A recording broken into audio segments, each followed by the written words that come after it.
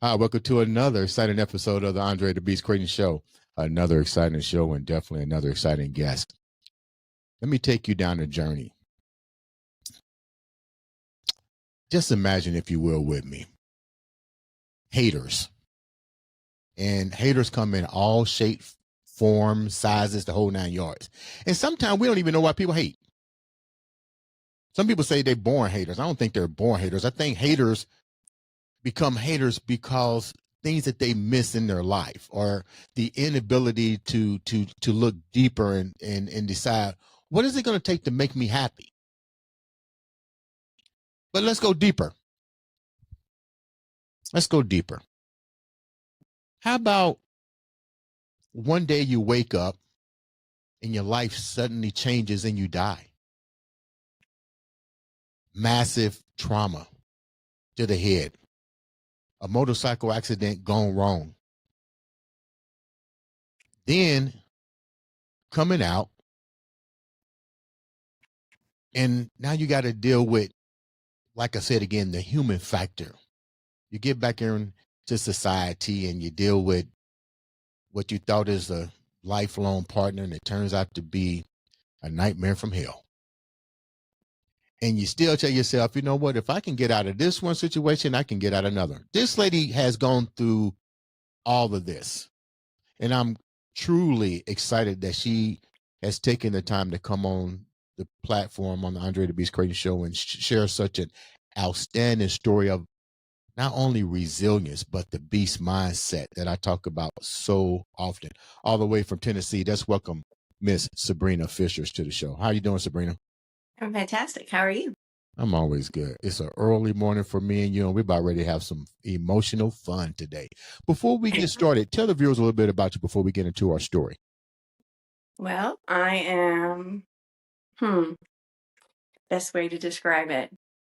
I wake up every day to make sure that I make the best of my day. Um, I like to think of myself as everybody's little ray of sunshine. Mm-hmm. Um, I'm a single mother to an amazing 10-year-old little guy. I'm an online fitness coach. I help with mental health and substance abuse here in Tennessee. Um, and I just have a heart to give back and be the hands and feet of God. That is so beautifully put. Let's go deeper into your story, a story that you probably didn't even see happen. And this was 15 years ago today, and I'm glad that you are here with us. Congratulations to your son. Today is his birthday as well. Well, the accident was August 8th, 2010. And today's my 2010. son's. Yeah. Is Yeah. that 15? That's almost 15 years ago. Oh, yeah. It was. It was 15 years ago in August. Tell me a little bit about that particular day. So I was out. I was actually in my car and I stopped by an area, which I ride myself. Mm-hmm. And I stopped by somewhere and where a bunch of friends were on their bikes and they wanted to go down. We were downtown Nashville and they wanted to go down the street to Chili's. No, it was TGI Fridays to go eat. It was either a Friday or a Saturday night, so parking was crazy. And somebody said, well, just ride down there with me and you can leave your car here. Mm-hmm. So we're literally going 2 miles down the road, if that. So we go, we have fun, we have dinner. And I remember standing on the sidewalk in front of TGI Fridays, and there was a group of people that were leaving. And I was going to put my helmet on. I was like, see y'all in a minute. And that's the last thing I remember. Like, I remember doing this. That's the last thing I remember. And what I've been told, like the next month of my life that I tell you about, it's all stories to me because I don't remember any of it. But we were going down the road and probably 2 or 3 red lights down from TGI Fridays, a drunk driver was turning left and they didn't see the bike and we hit it, we T-boned it. So they think that the first point of impact that my head hit the person in front of me, like, because I was riding on the back, that it hit right here. And they think that it knocked me out, like unconscious, Mm-hmm.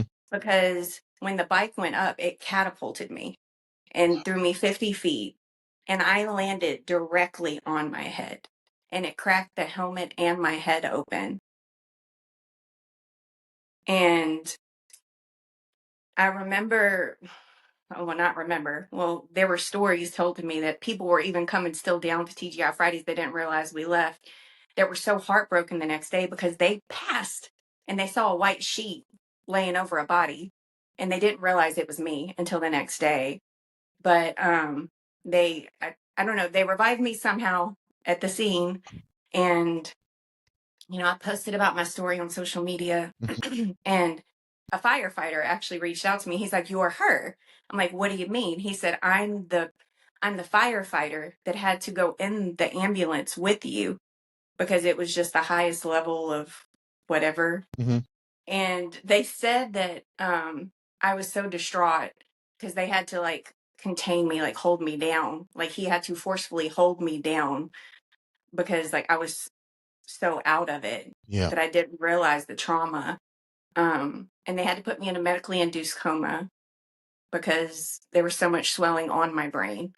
But luckily the helmet cracked and my head cracked open too because that allowed the pressure to release some. If the helmet and my head wouldn't have cracked open, we Okay. probably wouldn't be talking today.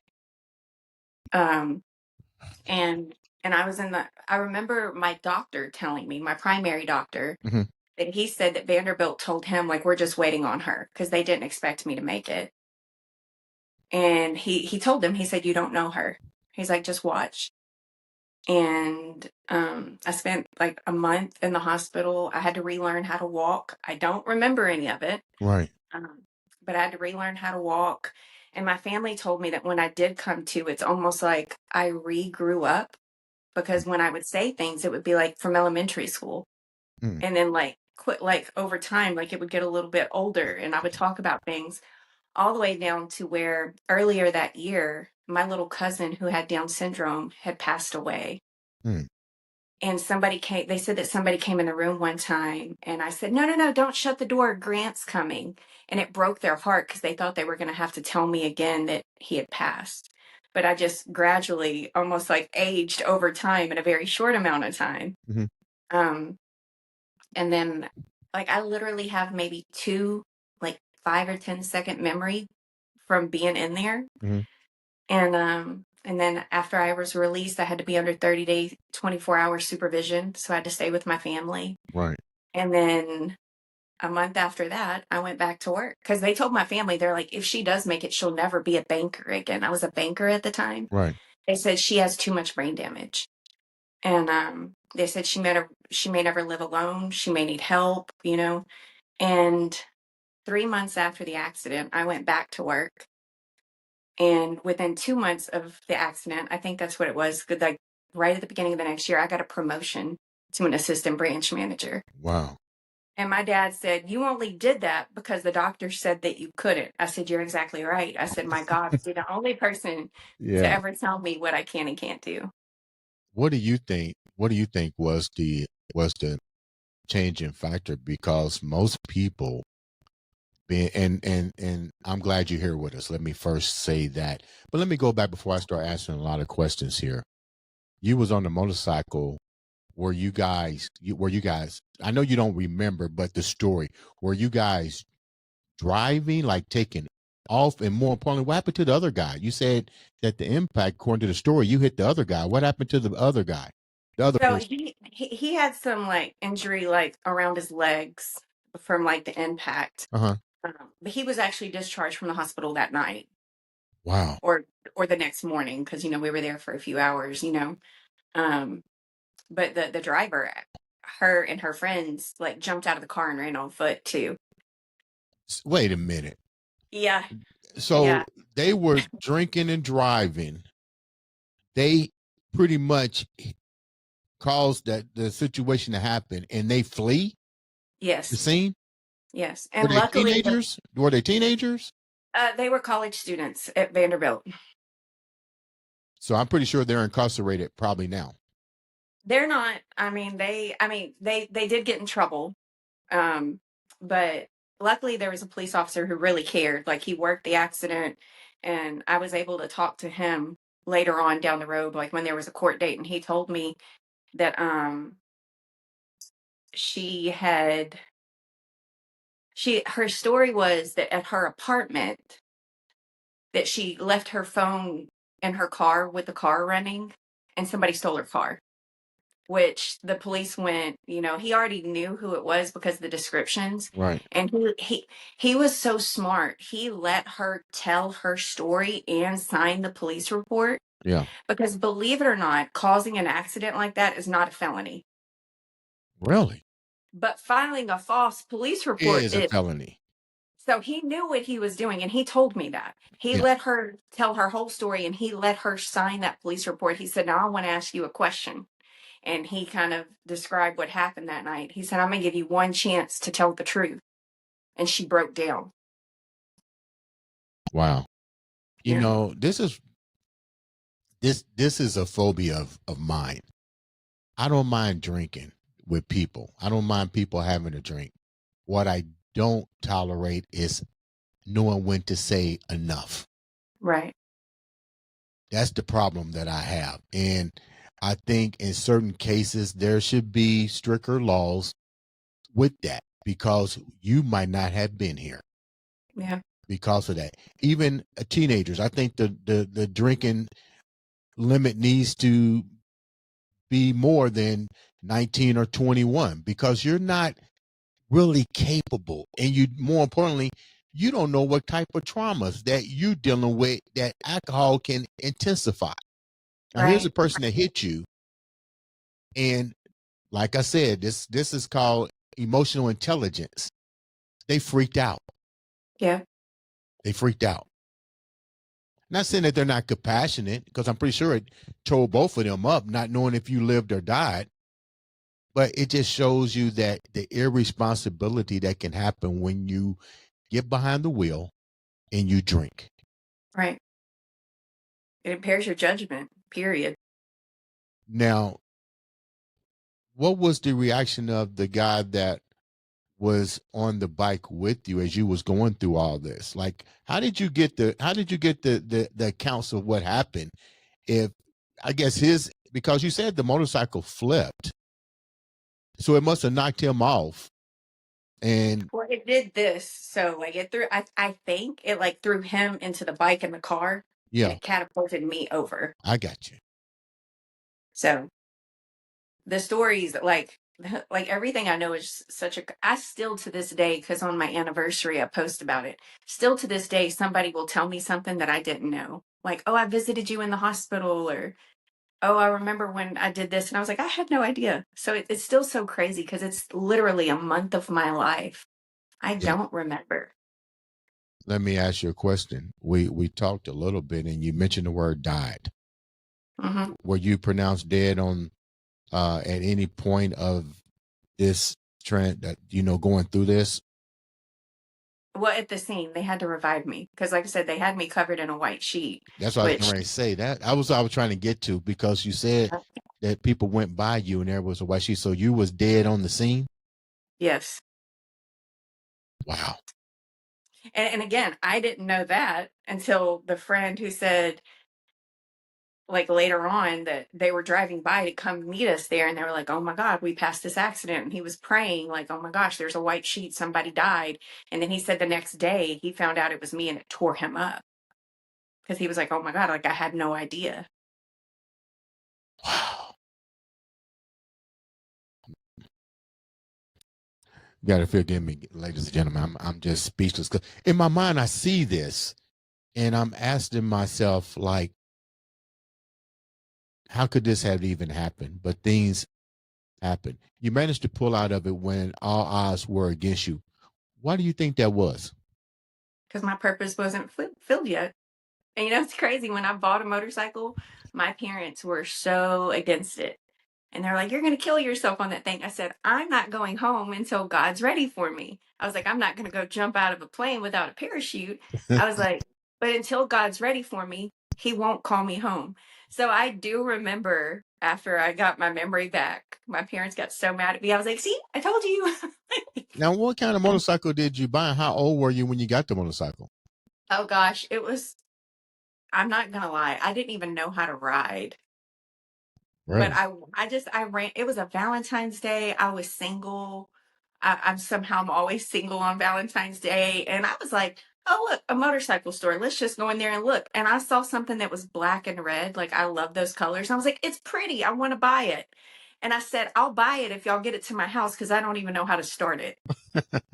I sure did. And but it was like a Ninja 636, which I over time upgraded myself to riding like 1000s and everything else. But So who yeah, taught you? How did you learn how to ride? You just had somebody just bring your motorcycle and didn't know how to ride? Did you take lessons? How did you? I did. I went to a motorcycle class and learned.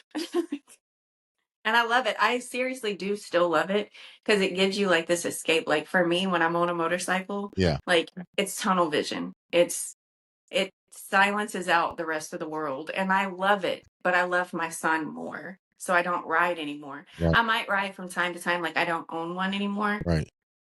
Now, but I know how quickly I can be pulled away. yeah. Now, did you have your son during this accident, during this point in your life? No, Okay. no. So when did that little My blessing? son was born in 2010. So I mean, not 2010, 2015. 2015. It's Mhm. funny you mentioned motorcycles. I remember buying a Ducati, and I was leaving the gym, and it was on a Sunday. I was leaving the gym. I had my shirt off, had on some workout pants, and turned into my apartment complex, and somebody just came out of nowhere, Mhm. and I was in the air. This just shows you how quickly things happen on a motorcycle. It was Yeah. like I can see myself hovering in slow motion. Yeah. I didn't have a helmet on, which was stupid on my part because I just figured Uh, I was around the corner from the gym. yeah. And before I knew it, I was on the ground sliding. Yeah. Road rash. Yeah. And you know what was so funny? Nothing really happened to the bike. Well, when this accident happened, I had on shorts, Yeah. a zip up, like a zip up t-shirt and high heels. Wow. And I only have one scar on my body you can see, and it's on the top of my left foot Hmm. because I don't know what it was. And I still to this day don't know, but something was enlarged in my foot. Wow. And because the damage was my head, like literally when I say I did this and landed on my head, Hmm. like I have no road rash. It's lucky you had your helmet on. Either that part. Yeah, that was a sure blessing that you did. How long what was the most difficult part of the recovery for you? Because you, it could be a blessing that you don't remember a lot of that stuff. You know what I mean? Because I'm pretty sure it wasn't an easy road. With neurological damages that they think might have happened, memory loss, bodily functions to some degree, learning how to motor skills. I mean, what Yeah. were some of the most difficult challenges for you?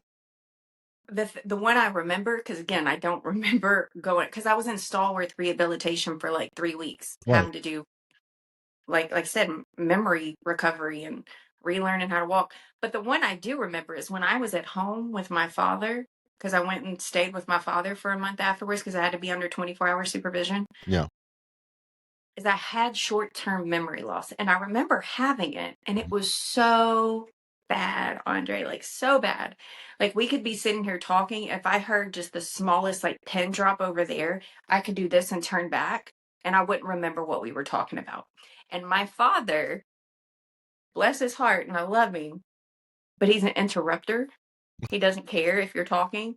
So I would be doing something and he would come interrupt, and it would break me because it would remind me, because I didn't know if I was going to get my memory back. I Right. didn't know it was going to be short-term memory loss. And I remember crying so many times at my dad's because him not intentionally doing it, he was just being himself, would interrupt a lot, and it would make me like realize like I can't remember anything. Mhm. How did you That wind up? How did you wind up overcoming that stuff? Because did you have to deal with the memory care unit more aggressively, knowing that your father had his, that's your dad. How did you manage to overcome that? Honestly, I think faith and trust in God. And even when I quote unquote graduated out of the Stallworth, the person I had been working with told me after I was like signed out, She said, I truly believe that because they were amazed at how quickly I recovered from everything. Hmm. Because that 3 weeks in Stallworth was after being released from the hospital, like for my memory, anyways. And she said, there's people who get told by doctors that they'll never walk again. So they never try to walk again. Right. They accept it. She said, you didn't accept anything. She said, if they told you you couldn't do something, you said, watch this. Yes, I can. She said, I think your mentality and your, perseverance is what made you get through this so strongly. Because she said, you didn't let other people tell you what you could and couldn't do. And I told her, I said, Right. my God will be the only one to tell me what he does and doesn't want me to do. If he doesn't want me to do it, I'll try. And he'll go, no, sit down. You're not going to do this. Sabrina, where was you have siblings, brothers and sisters? It's a complicated answer. I'm the only one between my mother and father, but them separately, I'm the youngest of 8. How did they take what was happening to you?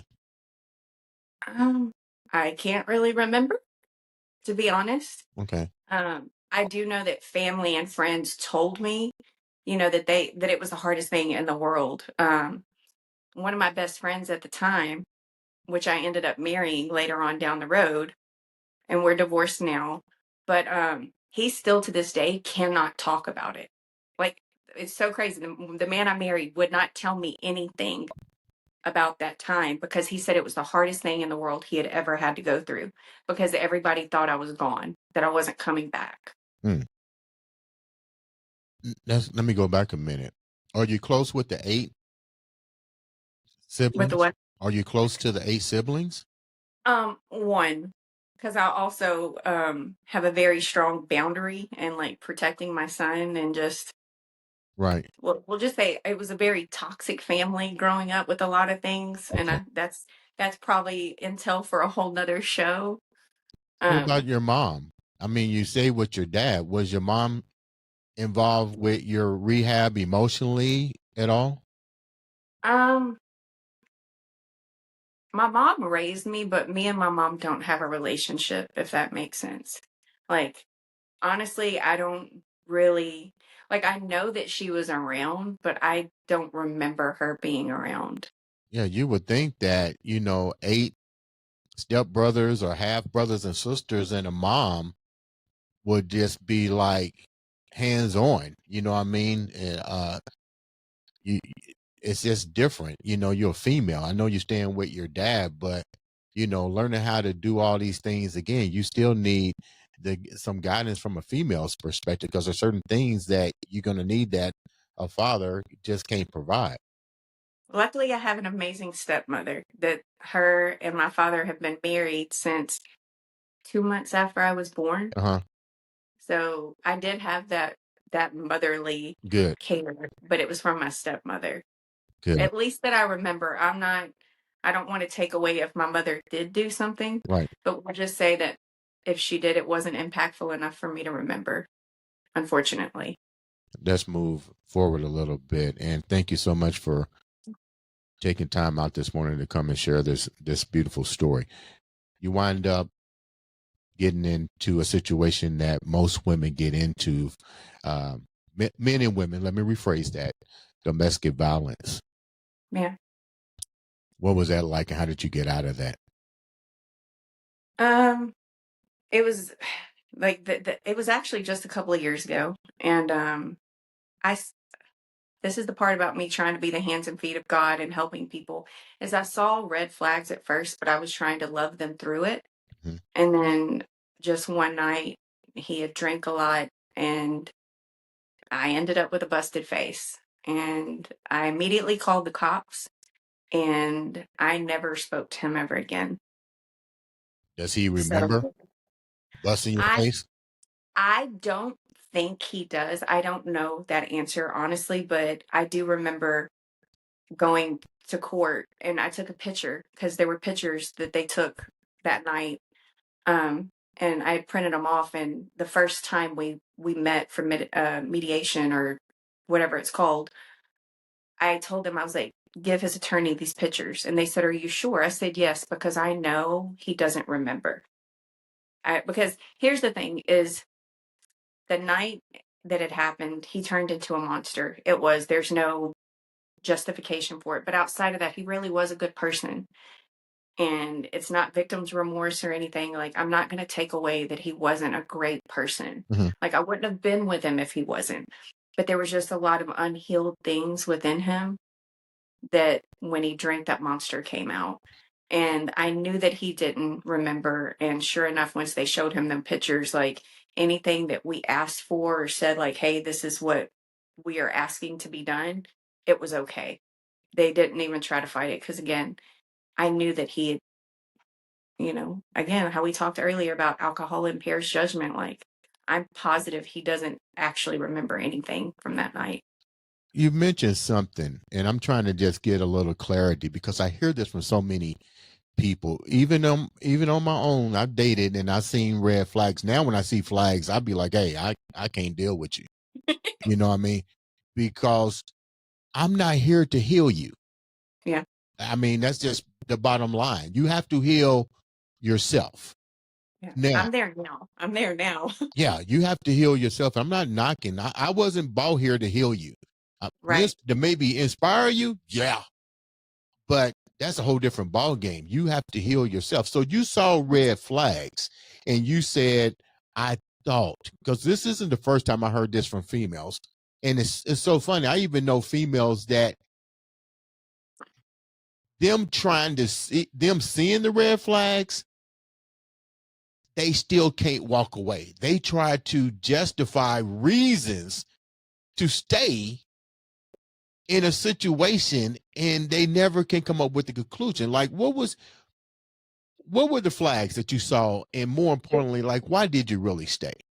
Well, here's the best part is that you're going to love this. So the flags were withholding emotions and like emotionally shutting down. Like if something did happen, Mhm. it was just like withdrawing emotionally.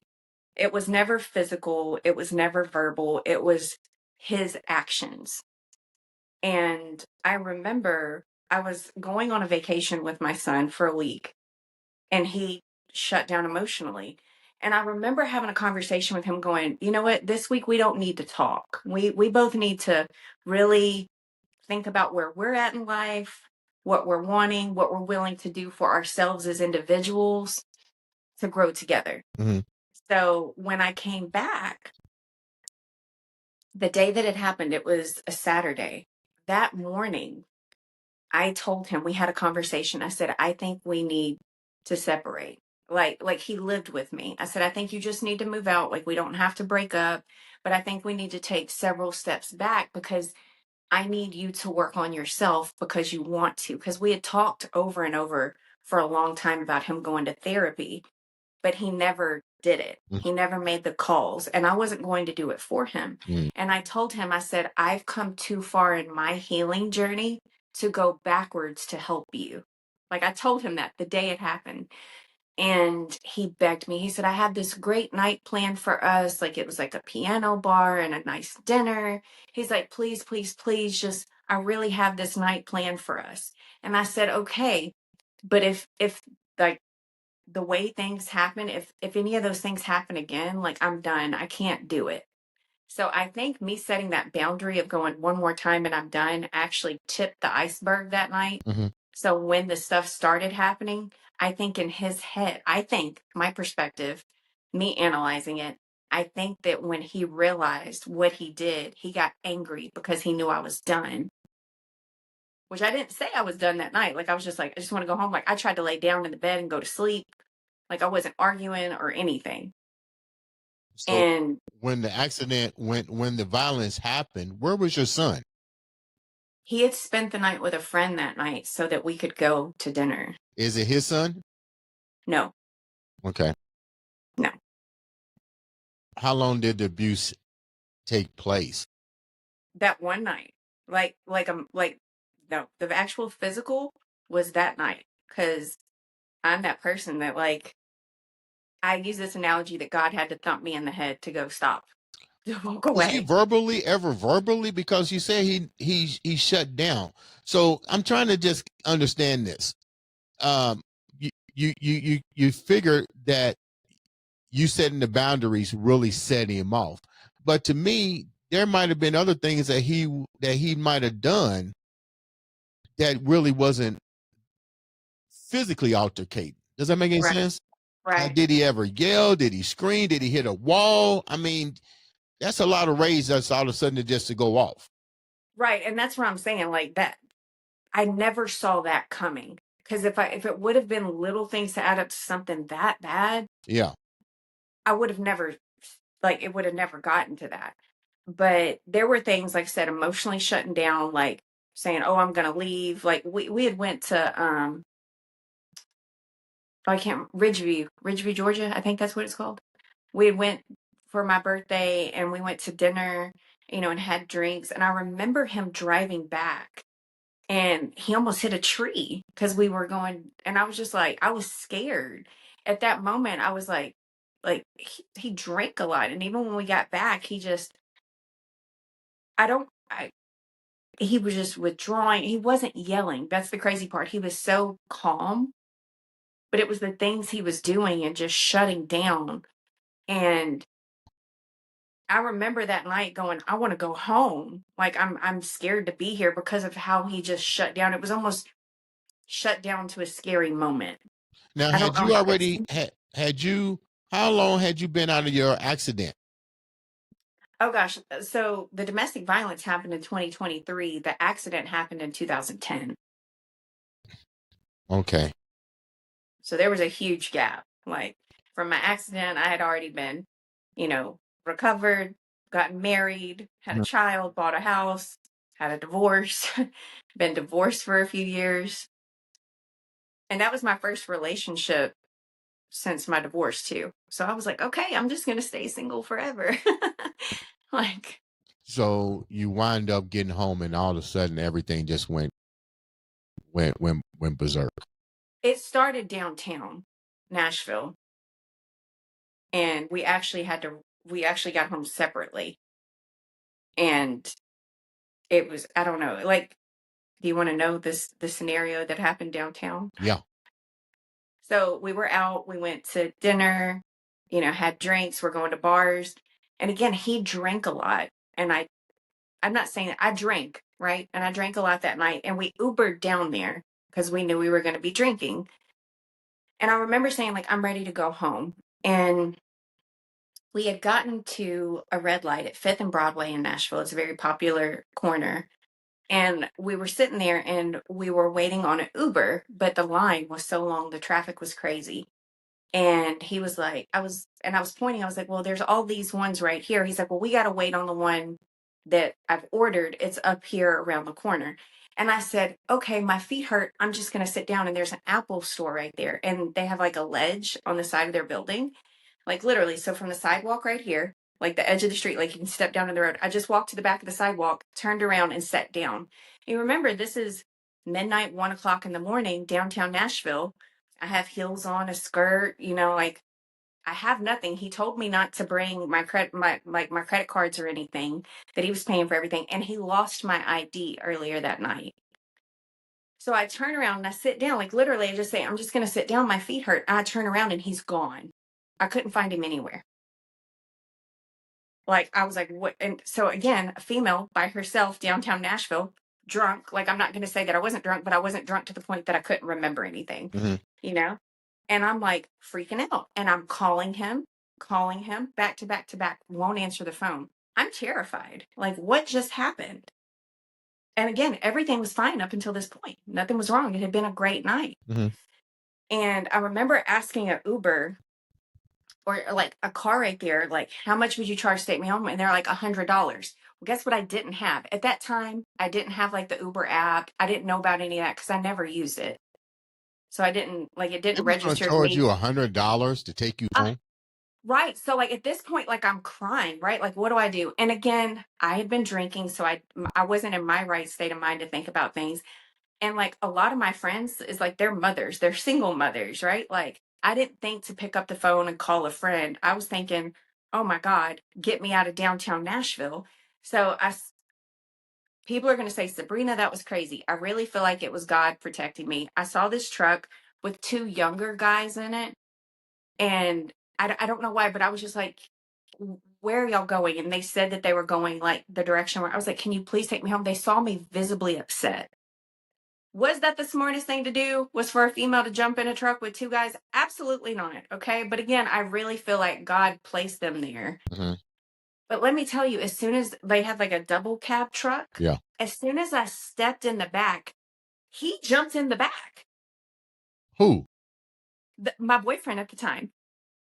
Okay. And he was raging. He was like, "Oh, you're gonna go home with these guys, da da da da da, blah blah blah blah." It's almost like he set me up to see what I would do. I don't know.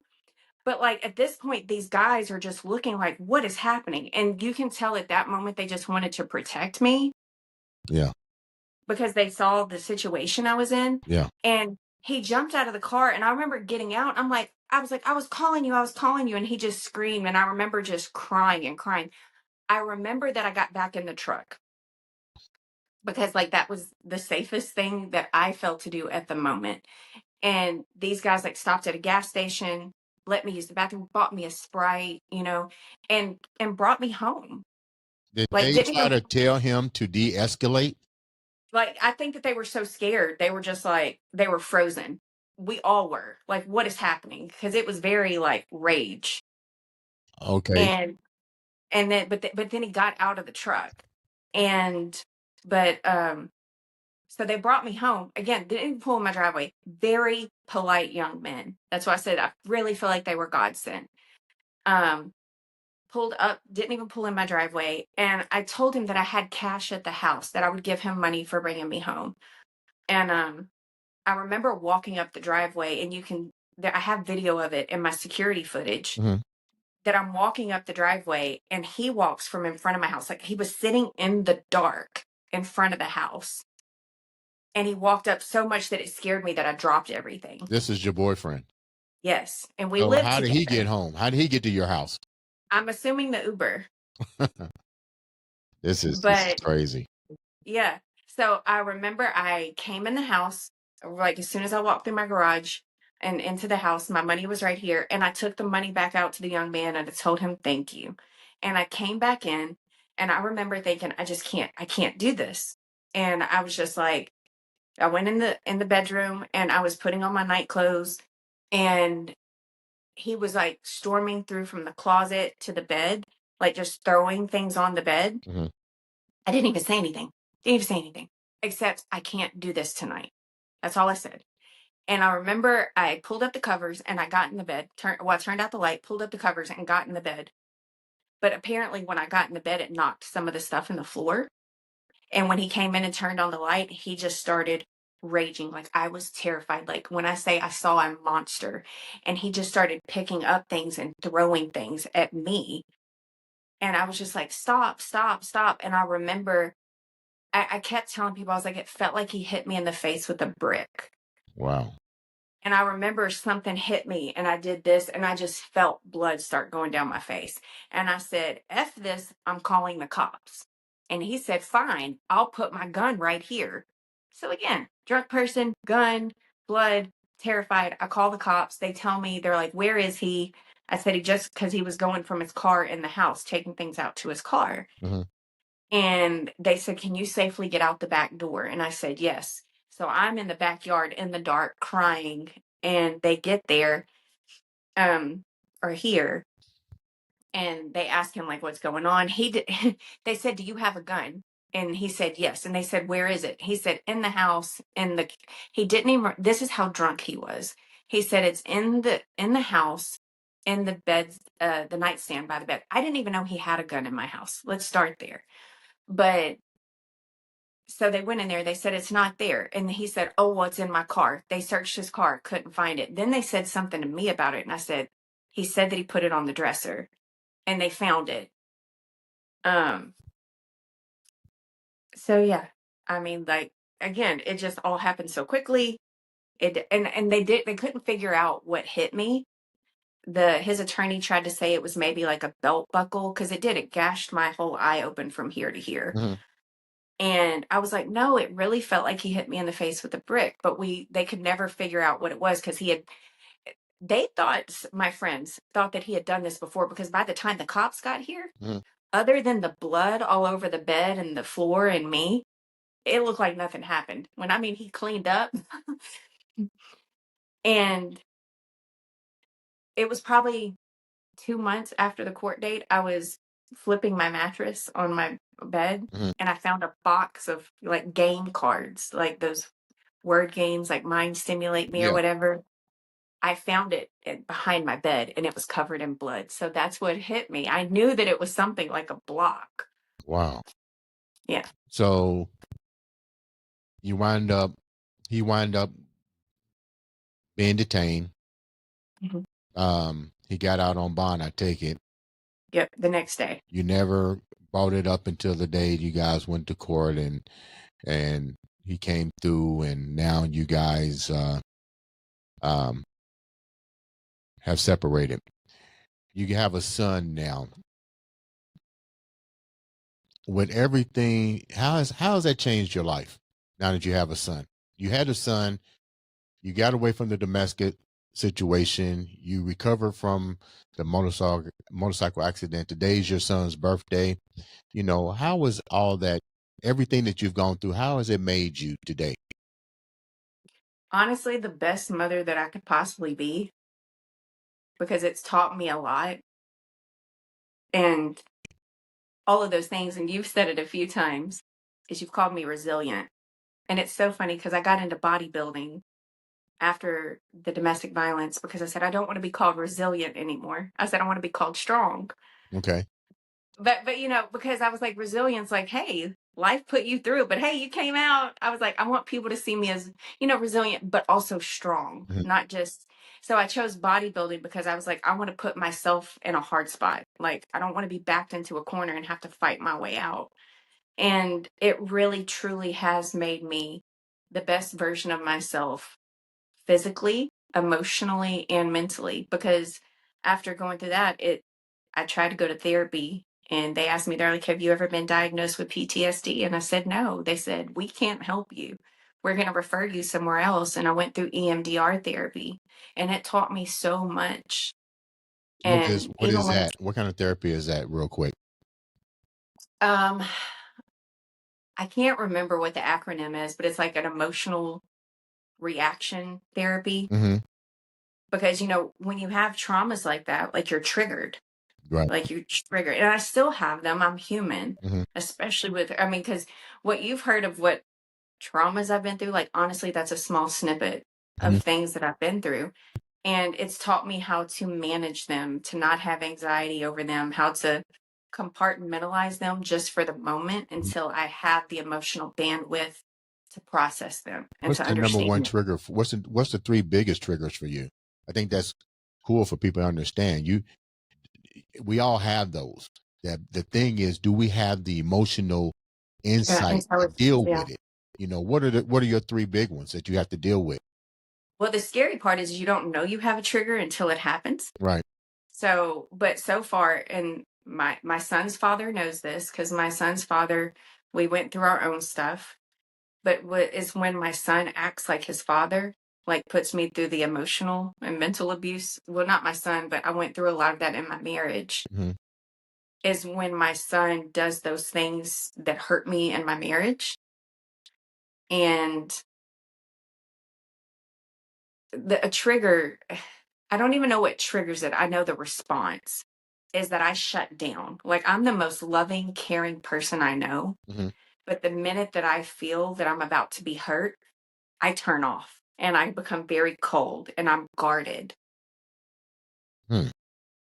And and also another trigger that I knew that happened is being,